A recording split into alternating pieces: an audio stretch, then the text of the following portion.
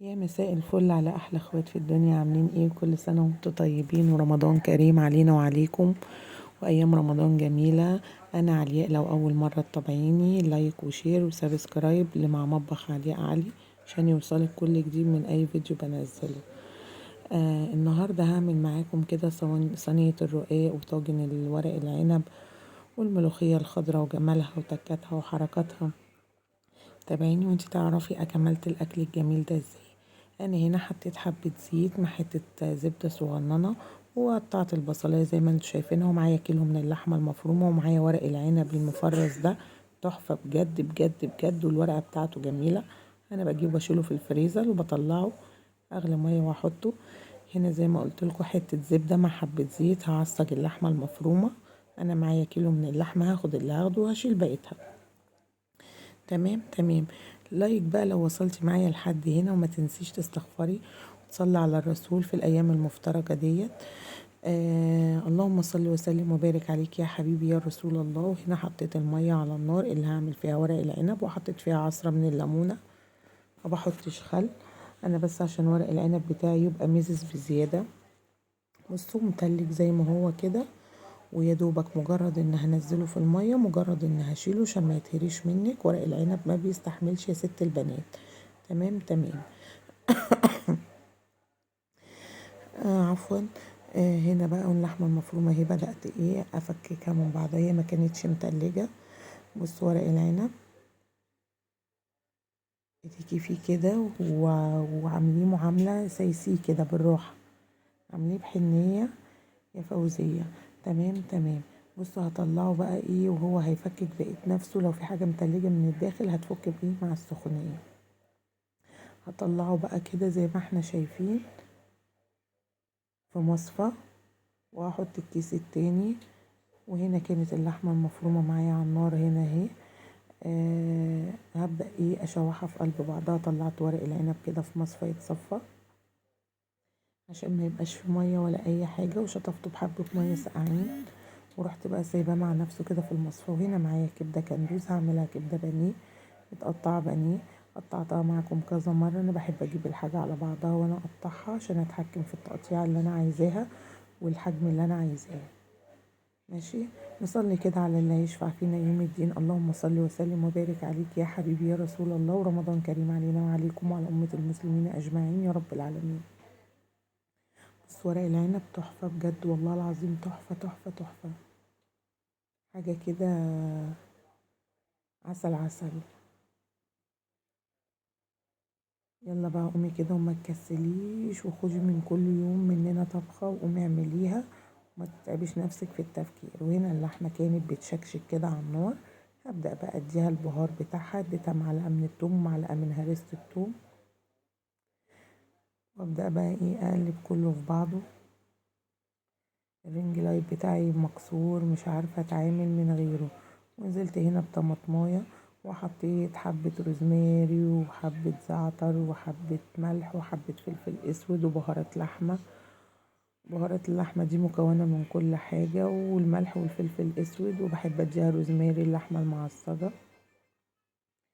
و ورق لورا وبس كده. واديتها طماطمايه متقطعة كاريه، ولسه هديها معجون صلصة، وهسيبها بقى كده مع نفسها. اديتها تشويحة كده في قلب بعضها، واديتها معلقة من معجون الصلصة. وهنا الكبدة نزلت عليها بمعلقة توم باودر، بصل باودر، ومعلقة توم مفرومة. واديتها زعتر برضو وروزماري وبهارات وملح وفلفل اسود وحبة كمون ورشة من الكزبرة. الكزبرة يا جماعة بتقضي على اي زفارة. وعصرة ليمون. هقول لكم تاني: توم مفروم، بصل باودر، توم باودر، مع حتة من هريسة التوم بالفلفل، حبة كزبرة، كمون، فلفل اسود، ملح، بهارات. وهنا كانت عندي الرز مجهزاه. وهنا مسكت القعر كده بتاع الطاجن، انا بحب احط فيه ليمون وجزر وطماطم وبصل. ساعات بحط فيه بطاطس، بيبقى طعم البطاطس وهم. ويلا بقى بص ورق العنب الجميل ده في الطاجن قسما بالله بيبقى طعمه بيوديكي حتة تانية خالص. لو وصلت لحد الطاجن لايك بقى لاختك وما تستخسريش فيها، ورمضان كريم عليكي. وما تنسيش الاستغفار على الرسول. لا اله الا الله ولا حول ولا قوه الا بالله. اللهم صل وسلم وبارك عليك يا حبيبي يا رسول الله. التحبيشه اللي انت بتحطيها من تحت زي ما بتيجي تاكليها بتبقى جميله كده ومززه. هنا حضرت الشوربه. خدت الشوربه بتاعتي، صفيتها على قد ما قدرت. عصرت فيها ايه يعني، هي الشوربه بتعصر فيها حاجه، حطيت فيها مكعب ماجي. و... وهنا بطنت الصينيه بتاعتي، وهنا من السمنه اللي انا هشتغل بيها او الزبده. حطي عليهم حبه زيت. وهنا كنت غسلت الملوخيه وسبتها مع نفسها تتصفى. الرواق ده انا اللي عاملاه في البيت يا جدعان. ايه رايكم بقى في اختكم؟ شاطره والله شاطره. عسل يا لولو. تعرفي كده تقومي ايه وتعملي حاجتك، متبقيش خايبه كده والناس تتريق عليكي. لا، جربي جربي ومش هتخسري اي حاجه. حتى لو طلع وحش المره الجايه يطلع منك احلى. واي حاجه بتقفي تتعبي فيها اعرفي دايما ان هي احلى حاجه يا ست الكل. بصوا بصوا الجمال، بواشة والله يا جماعة، بواشة. إني أفتخر بنفسي.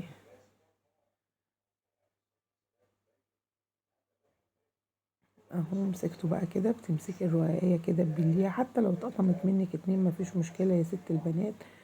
أهو. وتمسكي بقى كده ايه، تحطي تاني. في مقطع ضاع مني والله زعلت عليه، بس عادي يعني الحمد لله. وحطي بقى كده بلي وحطي. وتمسكيها بقى تسقسقيها كده بالسمنة. حلوة تسقسقيها دي. بالسمنة كده. كل طبقة هتحطي ما بينهم سمنة عشان يبقى مورق كده ودسم كده وجميل. رقاق يعني دسم. اللي تقولك بقى رقاق ويبقى ناشف، احنا هنعمل فطير مشلتت مش رقاق. فطير مشلتت بعون الله. الرقاق من ايد اختكم حاجة كده بتودي في ناحية تانية خالص. شايفين الليمونة دي انا مش سايباها وتقولوا عليها مكركبة، لا الليمونة دي انا هعملها على الطاجن. هنا المقطع اللي فاتني يا بنات وانا بحط اللحمة المفرومة ما جاتش. انا بحط 3 رقاقات وبحط اللحمه المفرومه، ولو الدنيا تمام والرقاق خفيف بحط 4 رقاقات والدنيا ايه واللحمه المفرومه. واطبق من فوق ب4 رقاقات. وهنا بقى مني حبه رقاق كده كانوا مكسرين ارميهم. خساره، اوعي ترمي حاجه، دي نعمه من عند ربنا. مسكتها وعملت صينيه كده مقطقطه وصغنططه. وهنا ورق العنب مسكته سقيته. الشوربة عصرت فيها ليمون وحطيت فيها معلقة توم وهرسة فلفل أحمر وعصرت الليمونة وحبة زيت ورحت حطاهم فوق الطاجن. ورحت سقياه بالشوربة بيخلي طعمه في ناحية تانية خالص. بحط ليمونة مع حبة توم مع حبة زيت. واروح مقلباهم وارشهم فوق الطاجن. واروح حاطه الشوربه بتودي الطعم في حته تانية خالص. وادي صينيه الرقاق كانت جهزت معايا على التسويه. اعمليها واركنيها وسويها وقت ما تحبيه، مش هيجرالها حاجة. اديني هو هنا كده كده كنت بسويها. انا بحب اسويها بصراحة مش هكدب عليكم على النار من فوق. سويها في الفرن لو ما بتعرفيش تسويها. وبمسكها اقلبها في غطا واروح ردها تاني على الناحية التانية. قولوا لي بقى انتوا ايه رأيكم، فطير مشلتت ولا مش فطير مشلتت؟ اللي بيعمل الرقاق بالطريقة دي يكتب لي في كومنتاته. دي طريقة امي، انا ما بعملش غيرها. حاجة كده عسل. وهنا الكبدة كنت هنا بحمر بانيه. وده البتنجان المخلل اللي انا خللته معاكم قبل كده. بتنجان بيوديكي في طريق تاني خالص. اللي بيخلل برضو البتنجان بالطريقة دي يقولي. تمام تمام. آه شير بقى ولايك كده وظبطوني. هنا كان الاكل بتاعي خلص. بص ورق العنب مفحفح. وهنا عملت بانيه اللي ما بياكلش الكبده. وهنا كنت حمرت الكبده البانيه. عايز تعمليها بالرد اعمليها، عايز تعمليها بالبقسماط. ما تقفيش عند حاجه، الموجود عندك يا ست البنات. حاجه كده بتبقى جميله. انا عن نفسي بعشق الكبده بالبقسماط وبالرده. تمام تمام. بص ورق العنب بيفتح النفس. بص الرقاق ايه الجمال ده. والله العظيم عامله كده حاجه كده وهميه. بصوا ايه ده. مش عامله، انا عامله فطير مشلتت يا جماعه. طاجن ورق العنب. وهنا كانت الملوخيه. بصوا جمال الملوخيه الخضراء. بتبقي عايزه كده تقطعي بالرقاق وتعملي ودن قطه وتاكلي بالملوخيه. انا بحب اغمس الرقاق بالملوخيه. تقولي لي مفتريه اقول لكم مفيش مشكله. اقطع كده وامسك اغمس بيها الملوخية. يا جماله يا جماله يا حركاته يا تكاته. يلا رمضان كريم وكل سنة وانتم طيبين، وخدي من اختك الفكرة وقومي جربيها، واسيبكم في حفظ الله مع مطبخ علي ورمضان كريم.